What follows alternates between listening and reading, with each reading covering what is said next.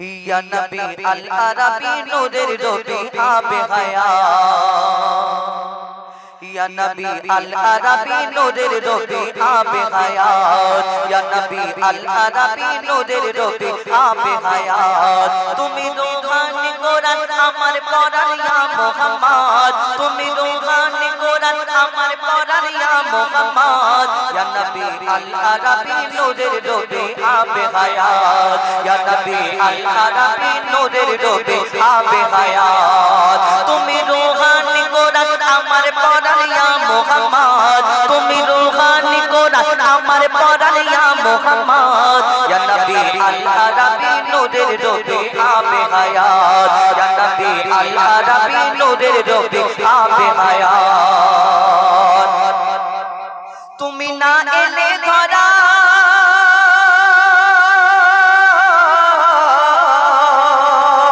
होतो ना चाँद सितारा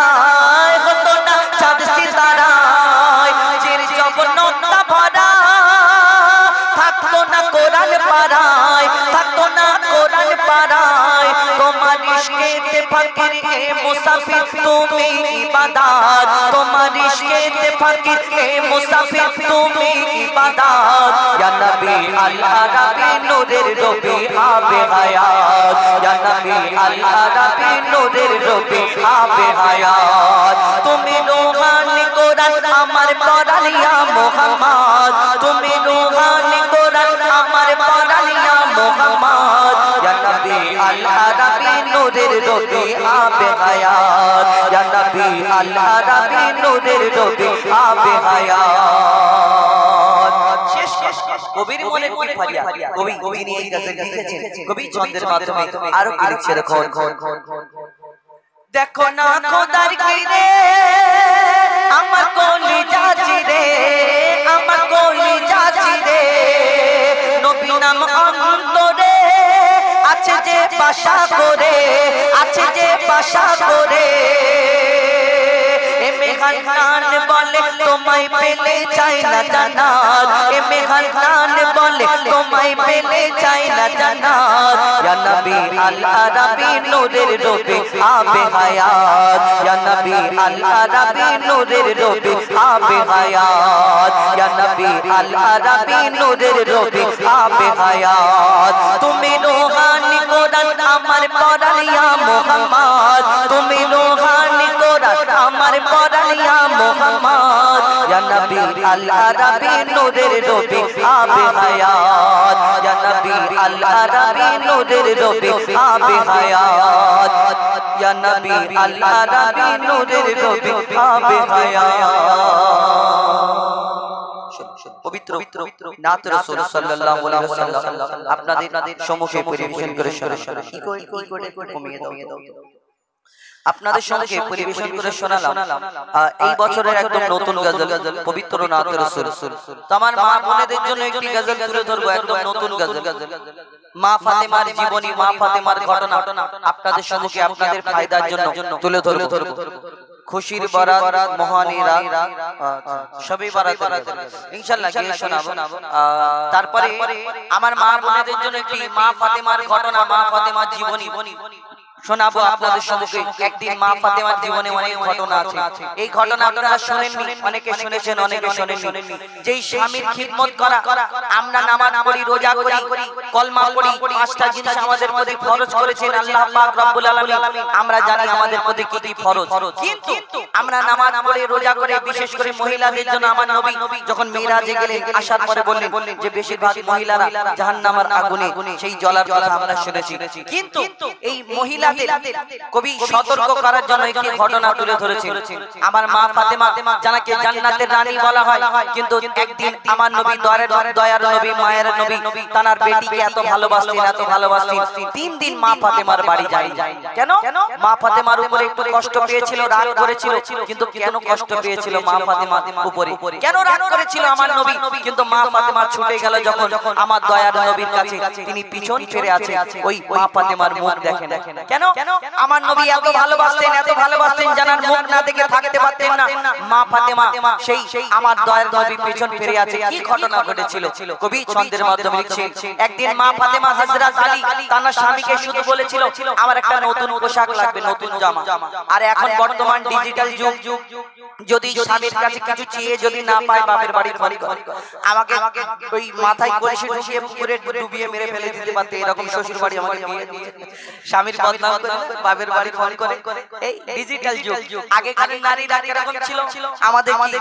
ওই স্বামীরা বাইরে থেকে কাজ থেকে আসলে একটু গাত গা মুছিয়ে দিত, একটু পানি দিত সামনে, আর কত কি খেদমত করতো, হাওয়া করতো, বাতাস করতো। এখন ডিজিটাল যুগ, যদি স্ত্রী বউ যদি কাজ করে, স্বামী যদি বলে হাগো আমার এই সবুজ লুঙ্গিটা কোথায়, কেন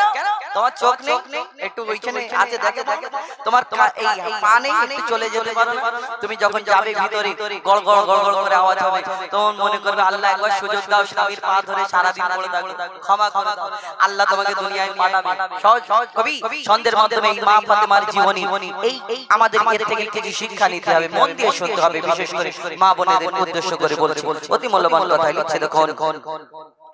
স্বামীর মনে মা বোনেরা ব্যথা দিও না, স্বামীর মনে মা বোনেরা ব্যথা দিও না, মোর নবীর ঘোষণা ঘটনা শোনো মা ফাতেমার, ঘটনা শোনো মা ফাতেমার। স্বামীর মনে মা বোনেরা ব্যথা দিও না, আমার নবীর ঘোষণা ঘটনা শোনো মা ফাতেমার, ঘটনা শোনো মা ফাতেমার। কি ঘটনা কবি ছন্দের মাধ্যমে কি লিখছে দেখুন।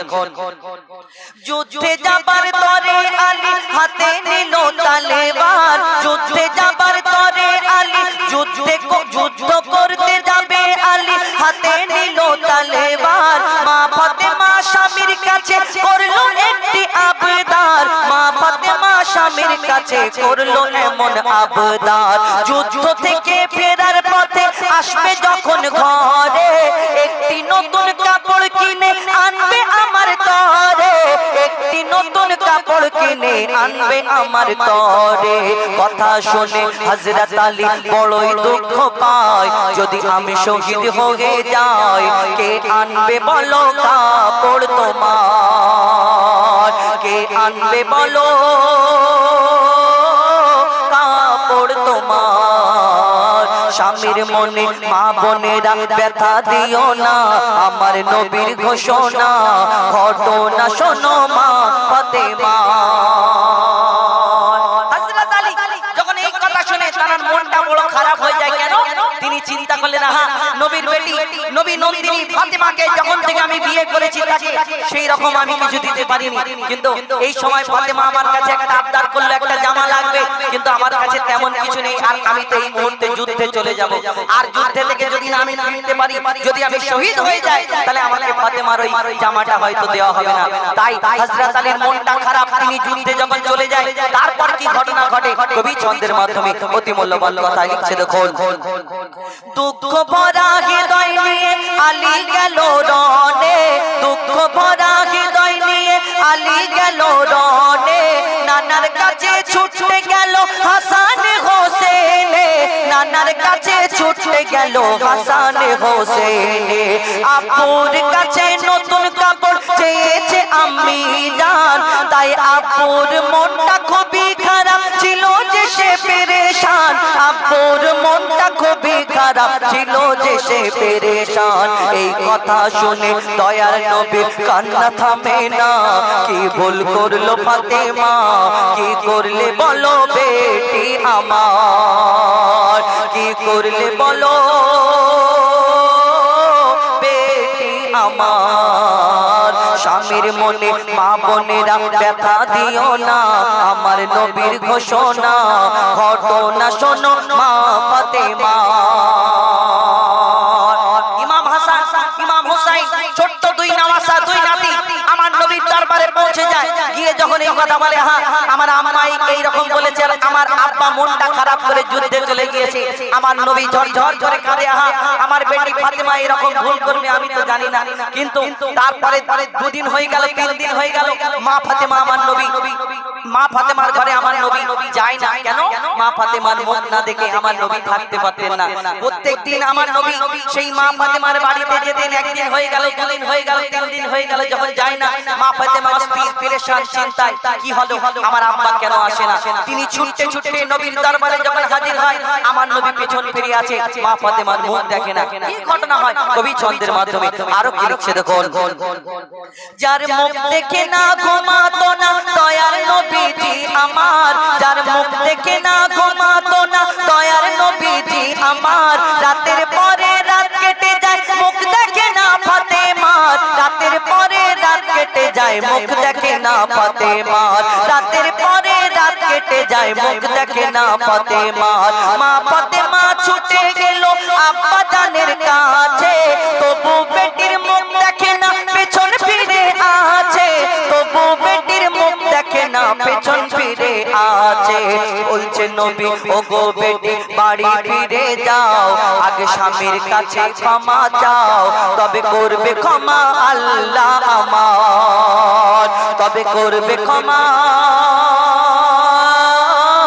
আল্লাহ আমার স্বামীর মনে মা বোনেরা ব্যথা দিও না আমার নবীর ঘোষণা ঘটনা শোনো মা ফাতেমা যখন মা ফাতেমা বাড়ি ফিরে যায় কাঁদতে কাঁদতে এবং ঘরেতে চিন্তা করে ওই দরজাতে হেলান দিয়ে মা ফাতেমা বসে আছে কখন আমার প্রাণের স্বামী আসবে আমাকে যদি আমার স্বামী যদি না ক্ষমা করে আমার নবী আমাকে ক্ষমা করবে না আমার স্বামী যদি আমাকে না ক্ষমা করে আমার আল্লাহ আমাকে ক্ষমা করবে না মা ফাতেমা চিন্তায় পেরেশান এবং ওই দরজায় হেলান দিয়ে বসে আছে এক সময় টুক টুক টুক টুক করে আওয়াজ হয় ফাতেমা দরজা খোলো হযরত আলী বাড়ি ফিরে আসে তখন সঙ্গে সঙ্গে মা ফাতেমা তার খিদমত করে পা দুটোকে ধুইয়ে দিয়ে পা দুটোকে জড়িয়ে ধরে হাও হাও করে কাঁদে ও স্বামী তুমি যদি আমাকে না ক্ষমা করো আমার নবী আমাকে ক্ষমা করবে না আর এখন ডিজিটাল যুগ এখন তো কেউ আবার ফোন করে দিচ্ছে স্বামী এরকম ডিজিটাল যুগ কবি ছন্দের মাধ্যমে আরো করে কল যুদ্ধ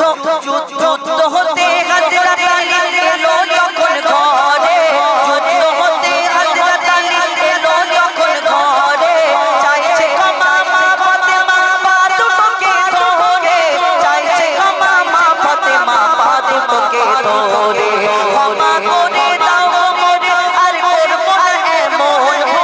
তোমার মনে ব্যথা দিলে ব্যথা পাবে খোদার রাসূল তোমার মনে ব্যথা দিলে ব্যথা পাবে খোদার রাসূল তোমার মনে ব্যথা দিলে ব্যথা পাবে খোদার রাসূল আলী ফাতেমা হাসান হোসেন নবীর কাছে যায় নবী বলে দেখে শান্তি পায় এমন ভুল কখনো করো না গো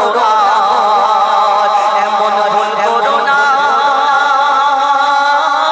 কখনো গো স্বামীর মনে মা বোনেরা ব্যথা দিও না আমার নবীর ঘোষণা ঘটনা শোনো মা ফাতেমা চারজন মিলে ইমাম হাসান ইমাম হুসাইন মা ফাতেমা হযরত আলী আমার নবীর কাছে যখন এসে আমার নবীর মনটা থেকে মনটা ভরে যায় খুশিতে তারপরে মা ফাতেমাকে কি উত্তর দেয় শেষ কথায় কবি মূল্যবান কথা লিখছে দেখুন বলছে নবী আল আরাবী শোনো বেটি ফাতেমা আলী যদি আজ তোমাকে না করিত ক্ষমা তোমার স্বামী যদি আজ তোমাকে না করিত ক্ষমা আমি তোমার আব্বা তোমার জানাজা পড়তাম না স্বামীকে যে দুঃখ দেবে আমার নবী বলছে স্বামীকে যে দুঃখ দেবে আমি তাকে চিনব না স্বামীকে যে দুঃখ দেবে আমি তাকে চিনব না কেমন শিক্ষা দিয়ে গেল নবী লো জামান শুনে রাখ মঈদুল ইসলাম ভুলছিল না মা ফাতেমা ভুলছিল না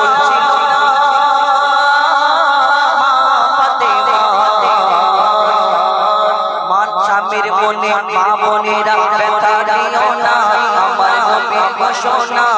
ঘটনা শোনো মা ফাতেমা ঘটনা শোনো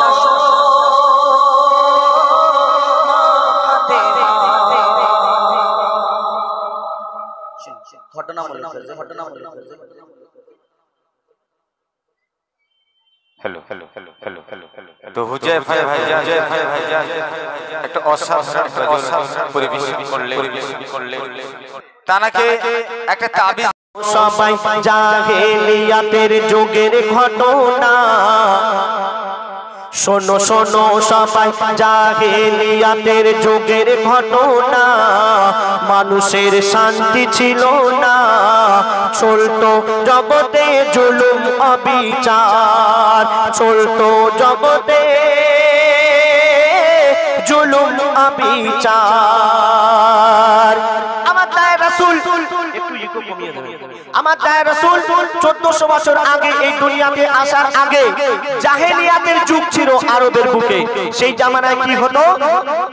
শোনো শোনো সবাই জাহেলিয়াতের যুগের ঘটনা মানুষের শান্তি ছিল না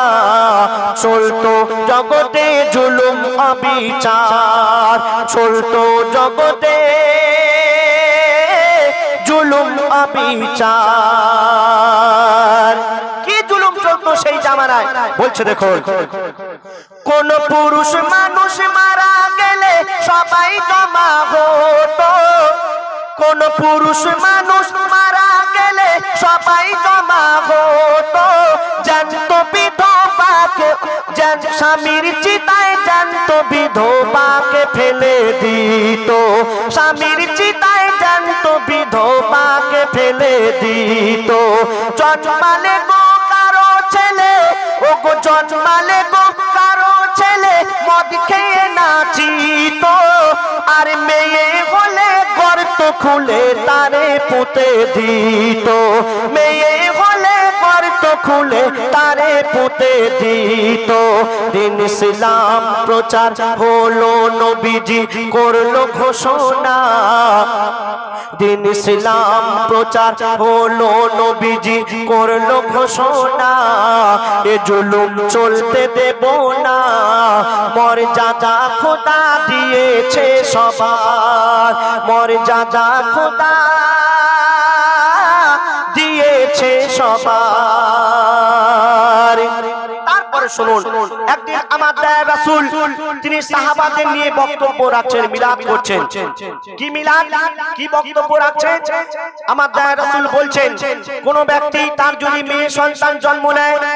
সেই সন্তানকে ছোট থেকে বড় করলো লেখাপড়া শেখালো তাকে বিয়ে দিয়ে দিল সেই ব্যক্তি জান্নাতি হয়ে গেল এই কথা শোনার পর একজন আল্লাহর রাসূলের সাহাবা আবু দারদা তিনি শুনে হাউ হাউ করে কাঁদছেন কেন কাঁদছেন বলছে দেখো একদিন আমার দয়ার নবী মাহফিলে মিলাদ করে সেজন ভাগ্যবান মেয়ে সন্তান রয়েছে যার ঘরে সেজন ভাগ্যবান মেয়ে সন্তান রয়েছে যার ঘরে এক সাহাবী মিলাদ শুনে কাঁদে গো অঝরে এক সাহাবী মিলাদ শুনে কাঁদে গো অঝরে মোর দয়ার নবী সান্ত্বনা দেয় জিজ্ঞাসা তারে করে মোর দয়ার নবী সান্ত্বনা দেয় জিজ্ঞাসা তারে করে ওই আবু দারদা বলে খোদা আমায় ছাড়বে না ওই আবু দারদা বলে খোদা আমায় ছাড়বে না করেছি আমি এমন গুনাহ নবীজি বলেন আমায় খুলে বলো না নবীজি বলেন আমায় খুলে বলো না আবু দারদা যখন কাঁদছেন আমার দয়ার রাসূল দেখা পেলেন আবু দারদাকে কাছে ডাকলেন আবু দারদা তুমি কেন কাঁদছো একটু আমাকে বলো তো আবু দারদা বললেন হে আমার রাসূল আমি এমন একটি ভুল কাজ করে ফেলেছি আল্লাহ মনে হয় আমাকে আর কোনোদিন ক্ষমা করবে না আমার দয়ার রাসূল জিজ্ঞাসা করলেন আবু দারদা তুমি কি এমন ভুল করেছো একটু আমাকে বলো তো আবু দারদা বললেন হে আমার রাসূল আমি বিদেশে কাজে গিয়েছিলাম কাজে যাওয়ার আগে আমি দেখে গিয়েছিলাম আমার স্ত্রী গর্ভবতী আর আমি আমার স্ত্রীকে বলে গিয়েছিলাম বিবি আমার যদি ছেলে সন্তান হয় তাহলে তুমি আমাকে খবর পাঠাবে, আর মেয়ে সন্তান যদি হয় তাহলে তুমি সেই মেয়েকে গলা টিপে মেরে ফেলবে। কেন সেই জামানায় সেই যুগে এই নিয়ম ছিল, মেয়ে সন্তান জন্ম হলে তাকে মেরে ফেলতে হবে, তাই তুমি আমার মেয়েকে মেরে ফেলবে। তারপর কি ঘটনা ঘটছে দেখুন। আমার স্ত্রী যখন গর্ভবতী, আমি ছিলাম ওই সফরে, 5 বছর পরে ফিরে এলাম আমি আপন ঘরে, 5 বছর পরে ফিরে এলাম আমি আপন ঘরে। যখন বিদেশে ছিলাম শুনেছিলাম যারা গিয়েছিল পরে, তারা বলেছিল তোর মেয়ে হয়েছে কিন্তু গেছে মরে, তারা বলেছিল তোর মেয়ে হয়েছে কিন্তু গেছে মরে। যারা পরে কাজে গিয়েছিল তারা আমার কাছে খবর নিয়ে গিয়েছিল, আবু দারদা তোমার মেয়ে হয়েছিল কিন্তু মারা গেছে। কেন বলিনি? আবু দারদার স্ত্রী জানতো যদি আমার স্বামী জানে আমার মেয়ে হয়েছে তাহলে মেরে ফেলতে হবে। মা তো সন্তানকে কেমন করে মারবে, মায়ের মন নরম মন, মারতে দেবে না। কি করলেন? আবু দারদার স্ত্রী নিজের মেয়ে সন্তানকে এক আত্মীয়র বাড়িতে পাঠিয়ে দিলেন, আর আবু দারদাকে খবর পাঠালেন যে আবু দারদাকে খবর পাঠালেন যে বলবে গিয়ে আমার মেয়ে হয়েছিল কিন্তু মারা গেছে। তো কি ঘটনা ঘটছে দেখুন। যখন বিদেশে ছিলাম, যখন বিদেশে ছিলাম শুনেছিলাম যারা গিয়েছিল পরে, তারা বলেছিল তোর মেয়ে হয়েছে কিন্তু গেছে মরে, তারা বলেছিল তোর মেয়ে হয়েছে কিন্তু গেছে মরে। আমার বউ তারে ওই লুকিয়ে রাখে আমায় জানায় না, আমার বউ তারে ওই লুকিয়ে রাখে আমায় জানায় না, কখনো কিছুই শোনায় না, মেয়েকে লুকিয়ে রাখে ভয়েতে আমার, মেয়েকে লুকিয়ে রাখে ভয়েতে আমার। কেন লুকিয়ে রেখেছে? যদি স্বামী জানতে পারে যে মেয়ে সন্তান হয়েছে তাহলে মেরে ফেলতে হবে, তাই নিজের মেয়েকে অন্য এক আত্মীয়র বাড়িতে পাঠিয়ে দিয়েছিলেন। 5 বছর পরে যখন আবু দারদা বিদেশ থেকে কাজ করে বাড়িতে ফিরলেন, এক আত্মীয় এসে একটা ফুটফুটে সুন্দর একটা মেয়েকে কোলে তুলে দিল আর বলল আবু দারদা এটা কে জানো? আবু দারদা তো জানতো না, জিজ্ঞাসা করলো কে এটা? বলল আবু দারদা শুনে রাখো এটা তোমার মেয়ে। আবু দারদা তো বেদিন ছিল, মাথা গরম হয়ে গেল, মেয়ে সন্তান দেখে রাগান্বিত হয়ে গেল। আর কি ঘটনা ঘটছে দেখুন। 5 বছর পরে আত্মীয় এক এলো আমার বাড়ি, সে বলল এটা তোমার মেয়ে নাও চুমা তাড়াতাড়ি, সে বলল এটা তোমার মেয়ে নাও চুমা তাড়াতাড়ি। আমি বেদিন ছিলাম, রেগে গেলাম, মনে হলো আরি, চিন্তা করি এই মেয়েকে কেমন করে মারি, চিন্তা করি এই মেয়েকে কেমন করে মারি। ফন্দি করি ঘুরতে যাব বলে নিয়ে যাই। আবু দারদা ফন্দি করলেন মনে মনে যে আমার মেয়েকে কেমন করে মেরে ফেলা যায়। বিবিকে বলল বিবি তুমি আমার মেয়েকে খুব সুন্দর করে সাজিয়ে গুজিয়ে দাও, কেন? আমি ঘুরতে নিয়ে যাব। বিবিকে যদি বলে যে আমার মেয়েকে মেরে ফেলবো, যেতে দেবে? যেতে দেবে? যেতে দেবে না। তাই বিবিকে বলল বিবি আমার তুমি মেয়েকে ভালো করে সাজিয়ে দাও, আমি ঘুরতে নিয়ে যাব। তো ঘুরতে নিয়ে কোথায় যাচ্ছে বলছে দেখুন।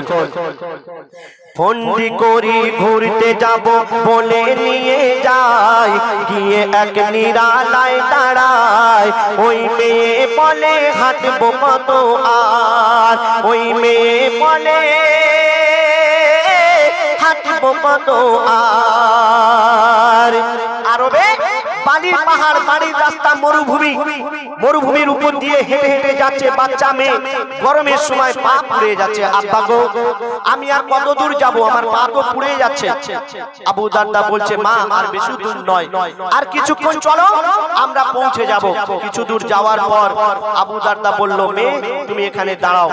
আবু দারদা সেখানে বালি খুঁড়ছে, ফাঁকা জায়গায় গিয়ে আবু দারদা বালি খুঁড়ছে। আব্বা জিজ্ঞাসা করছে আবু দারদাকে, মেয়ে আবু দারদাকে জিজ্ঞাসা করছে, আব্বা এখানে কেন এসেছো, তোমার কি হারিয়ে গেছে, তুমি বালি খুঁড়ছো? আবু দারদা কিছুই বলছে না। আবু দারদার গা দিয়ে ঘাম টপ টপ করে ঝরে পড়ছে। মেয়ে দেখে কষ্ট হচ্ছে, আমার আব্বার গা দিয়ে ঘাম ঝরে যাচ্ছে। নিজের কাপড় দিয়ে আব্বার মুখখানা মুছিয়ে দিচ্ছে। মেয়ে তো আব্বার উপরে বেশি মায়া হয়, তো বলছে, দেখো আমি গর্ত যখন খুলি তখন, আমি গর্ত যখন খুলি তখন মেয়ে কয় আমাকে, কি হারিয়ে গেছে আব্বা তুমি খুঁজছো এই গর্ততে, কি হারিয়ে গেছে আব্বা তুমি খুঁজছো এই গর্ততে। ঝরছিল মোর গা থেকে ঘাম, ও গো ঝরছিল মোর গা থেকে ঘাম, সে মুছে দেয় দু হাতে। আমি গর্ত খুলি মোর মেয়ে বালি তোলে সাথে সাথে, আমি গর্ত খুলি মোর মেয়ে বালি তোলে সাথে সাথে। তারে ফেলে দেব মেরে দেব সে বুঝতে পারে না, তারে ফেলে দেব মেরে দেব সে বুঝতে পারে না, বিশ্বাস করে না। আমি দিই ফেলে আর তারে তুলি না, আমি দিই ফেলে আর তারে তুলি না। আবু দারদা বেদিন ছিলেন, নিজের মেয়েকে সেই বালিতে পুঁতে মেরে ফেললো। এই ঘটনা শোনার পর আমার দয়ার রাসূল তিনিও কেঁদে ফেললেন। আবু দারদা বললেন, হে আমার রাসূল, আমি তো বেদিন ছিলাম, আমি তো জানতাম না, আমি তো ভুল করে ফেলেছি, আমার কি ক্ষমা হবে না? আবু দারদাকে বললেন আমার দয়ার রাসূল, হ্যাঁ ক্ষমা হয়ে যাবে, তুমি আল্লাহর কাছে তওবা করে নাও, আল্লাহ ক্ষমা করে দেবেন। কিন্তু যতদিন তুমি বেঁচে থাকবে আমার সামনে আর আসবে না। কেন? তুমি যদি আমার সামনে আসো তাহলে তুমি যে এই কাজ করেছো, তুমি যে এই ভুল কাজ করেছো আমার মনে পড়বে, আর আমার রাগ হবে, আর আমার যদি রাগ হয় আল্লাহ রেগে যাবেন। তাই তুমি যতদিন বেঁচে থাকবে আমার সামনে আর আসবে না। আমার দয়ার রাসূল কি বললেন শুনুন, মোর দয়ার নবী সব শুনে, মোর দয়ার নবী সব শুনে, মোর দয়ার নবী সব শুনে, আর কেঁদে কেঁদে বলে, খোদা করতে পারে ক্ষমা তুমি তওবা করে নিলে, খোদা করতে পারে ক্ষমা তুমি তওবা করে নিলে। ওই আবু দারদা মাথা ঠুকে খুন ঝরে দেয় কপালে, কবি আসিন বলে কি হতো দিন ইসলাম না আসিলে, কবি আসিন বলে কি হতো দিন ইসলাম না আসিলে। মোর দয়ার নবী বারে বারে করলো ঘোষণা, মোর দয়ার নবী বারে বারে করলো ঘোষণা, মেয়েকে বোঝাবে না। মোর দয়ার নবী বারে বারে করলো ঘোষণা, মেয়েকে বোঝাবে না। মেয়ে হোক বা ছেলে আমানত খোদার, মেয়ে হোক বা ছেলে আমানত খোদার। মেয়ে আল্লাহর রহমত স্বরূপ আল্লাহ পাক পাঠান এই দুনিয়াতে। আমরা অনেকে আছি ছেলে সন্তান জন্ম নিলে অনেক খুশি হই, অনেক আনন্দ পাই, বড় বড় মিষ্টি মেলাই। কেন? ছেলে হয়েছে, ছেলে বড় হলে রুজি রোজগার করবে, আমাকে খাওয়াবে, আর মেয়ে হলে আমরা খুব রাগান্বিত হয়ে যাই, তাই না? কিন্তু না, আপনার মেয়ে হয়েছে মানে আপনার ঘরে আল্লাহ পাক রহমত ঢেলে দিয়েছেন। আপনার মেয়েকে আপনি ভালোবাসবেন, মেয়েকে ভালো করে যত্ন করবেন। কেন? মেয়ে হলো আল্লাহর রহমত। তো যাই হোক, শুনলেন। এবার আপনার সামনে আমি এবং আমার বন্ধু হুজাইফা এই কমেডিকে নিয়ে একটি গজল পরিবেশন করে শোনাবো। আচ্ছা হবে ইনশাআল্লাহ। নবীর বেটি মা ফাতেমার হয় না তুলনা, একদম নিত্য নতুন গজল। এই 2-3 দিন আগে আমার অফিসিয়াল চ্যানেলে ছেড়েছি, ইনশাআল্লাহ গাইবো একটু পরে। বসিয়া পারে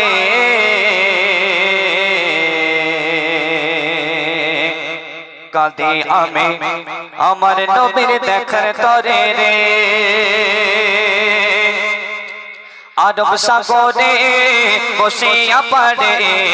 আরব সাগরে বসিয়া পারে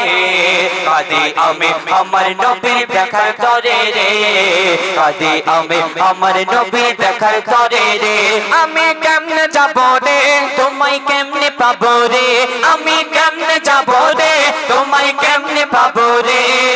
কাঁদে আমি আমার নবীর দেখার তরে রে, কাঁদে আমি আমার নবীর দেখার তরে রে। আরব সাগরে বসিয়া পারে, আরব সাগরে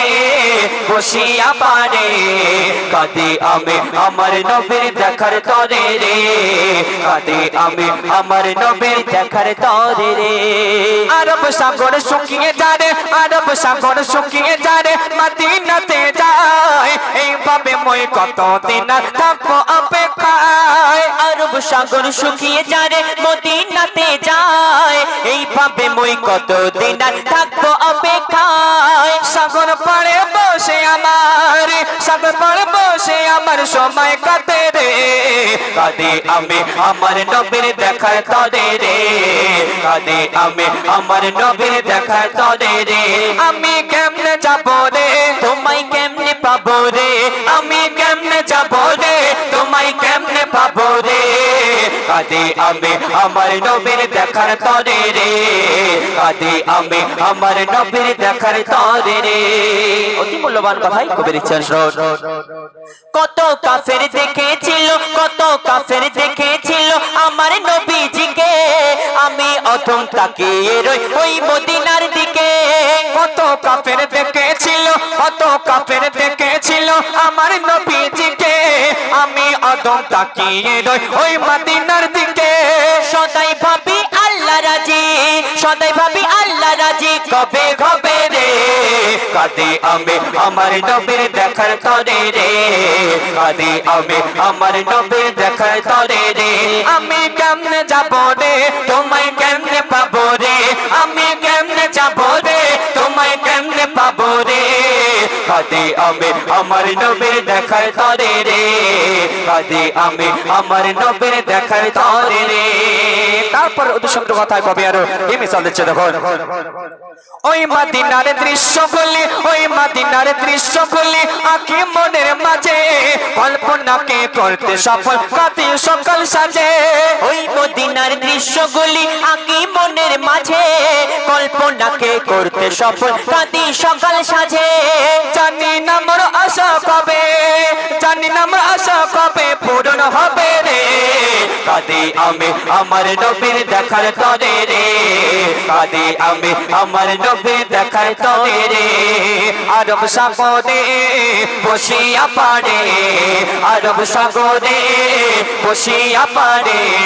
কাঁদে আমি আমার নবীর দেখার তরে রে, কাঁদে আমি আমার নবীর দেখার তরে রে। শেষ কথার মাধ্যমে কবির মনে আর্জিত আমার হায়রাত কবির ইচ্ছার স্রোত। জানি আমি ওই মদিনা, জানি আমি ওই মদিনা, ভারত হতে দূরে খোয়াব মাঝে দিও দেখা ও গো নবী মোরে।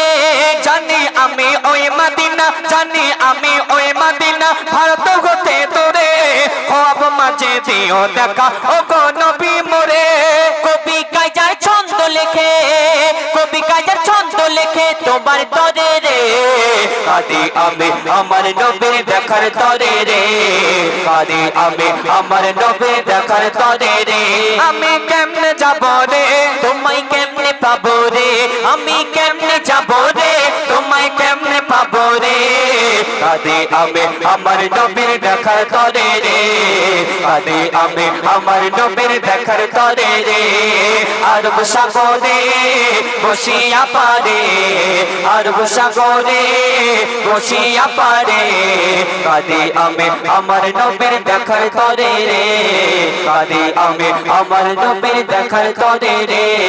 কাঁদি আমি আমার নবীর দেখার তরে রে শুনলেন ডুয়েট কণ্ঠে পবিত্র নাত রাসূল তো এখন আপনার সময় কি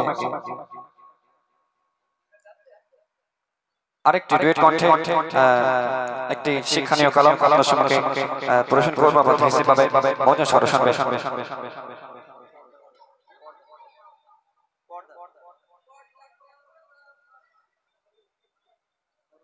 ও গো ও রমণী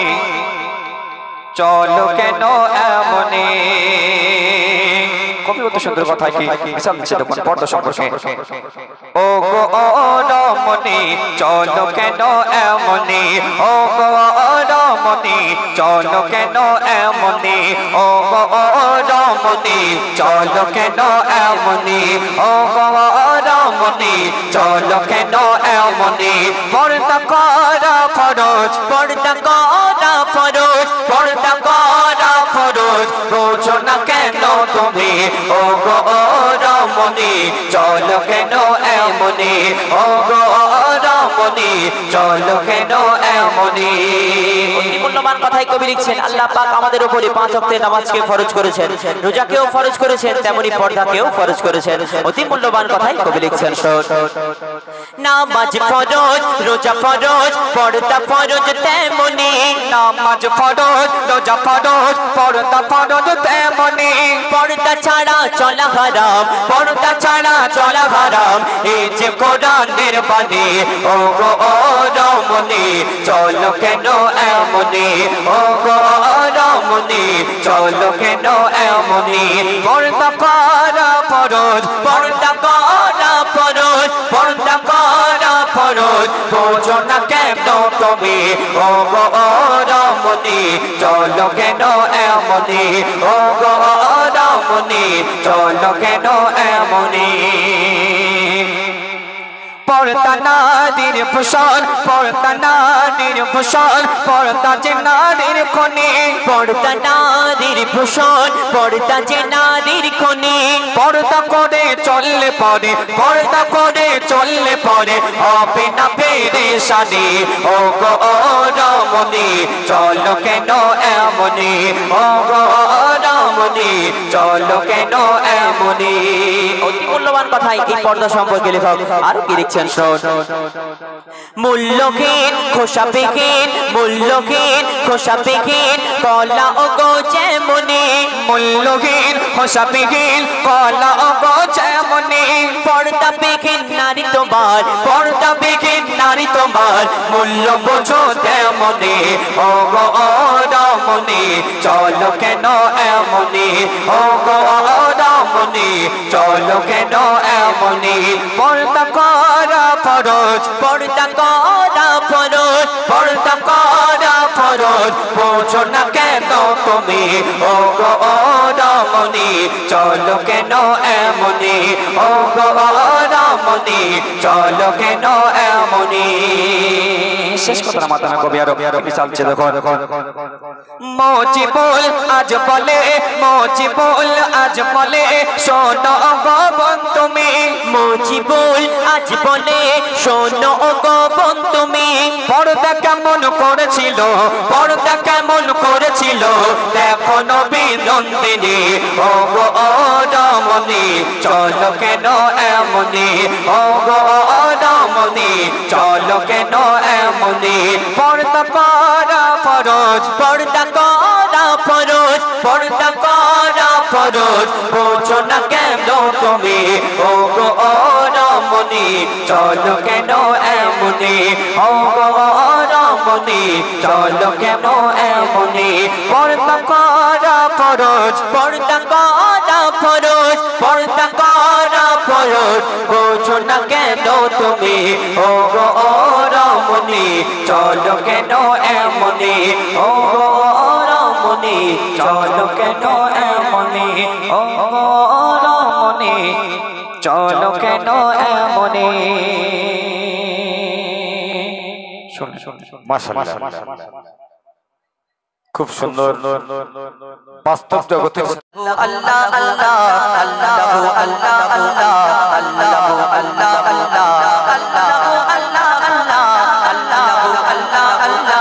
আল্লাহু আল্লাহ আল্লাহ আল্লাহু আল্লাহ আল্লাহ আল্লাহু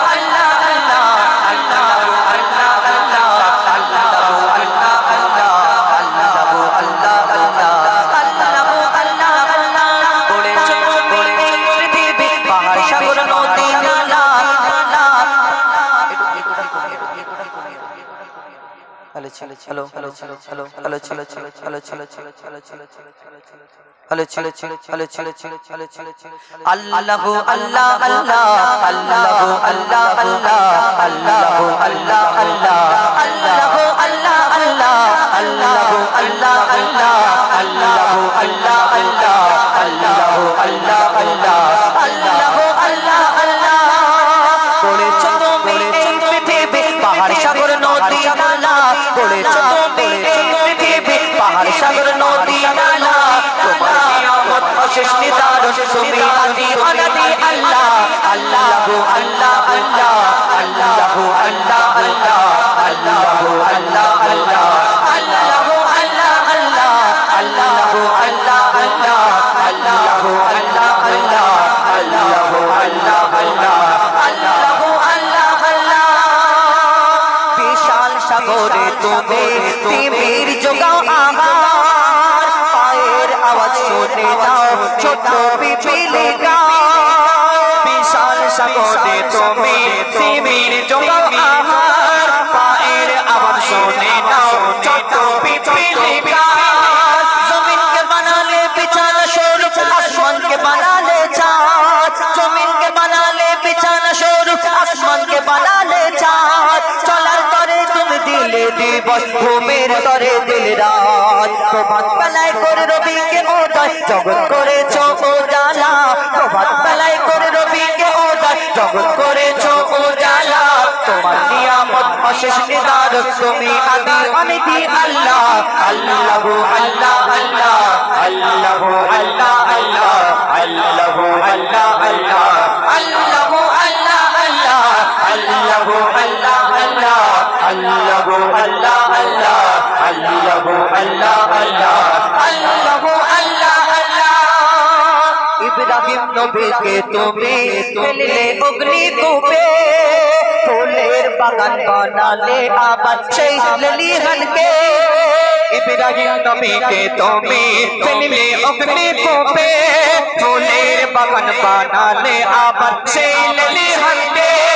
ফেরাউনের ঘরে মুসা নবীকে করেছো যে পালন সাদ্দাতকে বাঁচালে জীবন দিলে তুফান বন্যা যখন কারে তো শাস্তি কারে তো শান্তি বোঝা বড় তাই তোমার লীলা কারে তো শাস্তি কারে তো শান্তি বোঝা বড় তাই তোমার লীলা তোমার নিয়ামতের শুকরিয়া কিভাবে অন্ত করি আল্লাহ আল্লাহু আল্লাহ আল্লাহ আল্লাহু আল্লাহ আল্লাহ আল্লাহু আল্লাহ আল্লাহ আল্লাহু আল্লাহ আল্লাহ আল্লাহু আল্লাহ আল্লাহ আল্লাহু আল্লাহ আল্লাহ আল্লাহু আল্লাহ আল্লাহ আল্লাহু আল্লাহ আল্লাহ আমি ছাড়া গো প্রভু আছে তোমারই সব কিন্তু তুমি ছাড়া মোর আর তো কেহ নাই র আমি ছাড়া গো প্রভু আছে আমারই সব কিন্তু তুমি ছাড়া মোর আর তো কেহ নাই র তোমার করুণা হতে মোরে রেখো না গো দূরে যে পথে চললে তুমি খুশি হও সেই পথ দেখাও মোরে তোমার রঙে রাঙিয়ে জীবন হয় গো যেন মোর পথ চলা তোমার রঙে রাঙিয়ে জীবন হয় গো যেন মোর পথ চলা শান্তি হতে কবি মজি ভুলে ফিরিয়ে নাও ওগো আল্লাহ আল্লাহু আল্লাহ আল্লাহ আল্লাহু আল্লাহ আল্লাহ আল্লাহু আল্লাহ আল্লাহ আল্লাহু আল্লাহ আল্লাহ আল্লাহু আল্লাহ আল্লাহ আল্লাহু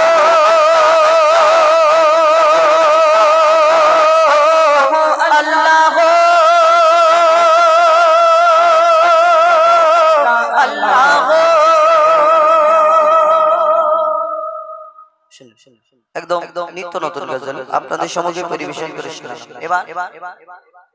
আপনাদের সম্মুখে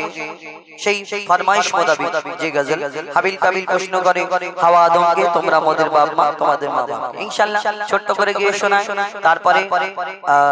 আপনাদের সম্মুখে আপনাদের যে ফরমাইশ করেছেন শবে বারাত সম্পর্কে সেই গজল গিয়ে শোনাবো। তারপরে ইনশাআল্লাহ আমাদের কমিটির কিছু নাম দিয়েছে, এই কমিটিকে নিয়ে একটি গজল শোনাবো। কমিটিকে নিয়ে একটি গজল শোনাবো। ঠিক আছে, তো এখন আমি সেই ফরমাইশ মোতাবেক হাবিল কাবিল প্রশ্ন করে এই গজলটা তিনটে পার্ট আপনারা জানেন। ছোটবেলায় আমি গাইতাম আদমের কদম ধরে হাওয়া মা কেঁদে পড়ে, গন্ধম খেয়েছি বলে দিল খোদা জুদা করে। আল্লাহ পিতা আদমকে মা হাওয়াকে সৃষ্টি করে জান্নাতের মধ্যে পাঠালেন, বললেন জান্নাতে সব করবে, গন্ধম খাবে না, গন্ধম থেকে দূরে থাকবে। ওই ইবলিস শয়তানের ধোঁকায় পড়ে পিতা আদম মা হাওয়া জান্নাতের মধ্যে গন্ধম খাবার কারণে তাদের জান্নাতে রাখলেন না, দুনিয়ার মধ্যে পাঠালেন। একজনকে শ্রীলঙ্কায় মা হাওয়াকে পাঠালেন।